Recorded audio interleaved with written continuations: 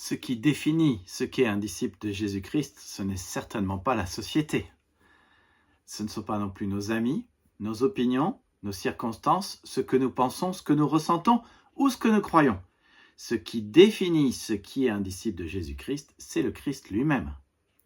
Nous sommes dans une série de messages où nous voyons ensemble ce que le Christ dit, ce que est un de ses disciples, ce qu'ils sont, ce qu'ils vivent, ce qu'ils expérimentent. Et vous savez, je pourrais dire de nombreuses choses sur ce qu'est un disciple. On pourrait faire nos définitions, tenter de deviner, tenter de spéculer, tenter d'en discuter. Mais il est tellement plus sûr, et me semble-t-il sage, d'écouter ce que le Christ lui-même a dit sur ce qu'est un disciple.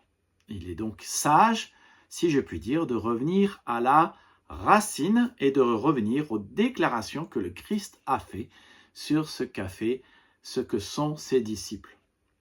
Je ne sais pas si vous savez, mais le mot racine, dans le latin, ça se dit radicalis.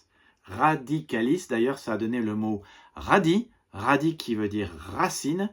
Et quand on revient à la racine de ce que le Christ a dit sur ce qu'est un disciple, on peut dire que le Christ est radical.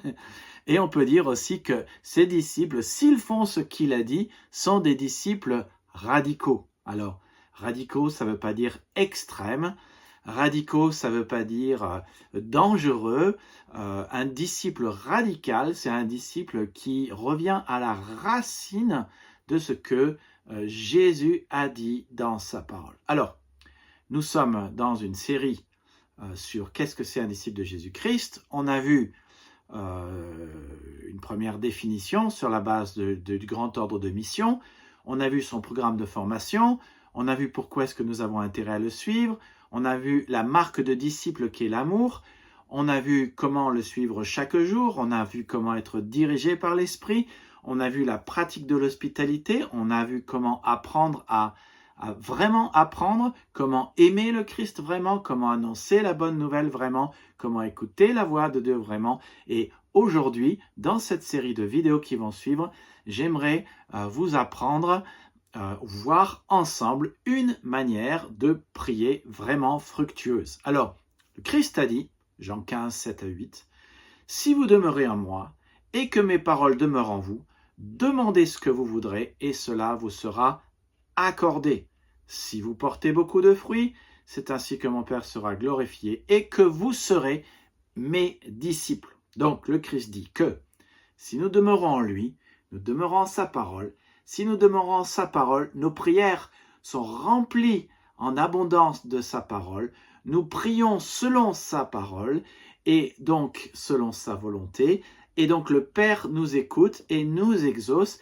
Et alors notre vie est remplie de fruits et alors nous sommes vraiment ses disciples.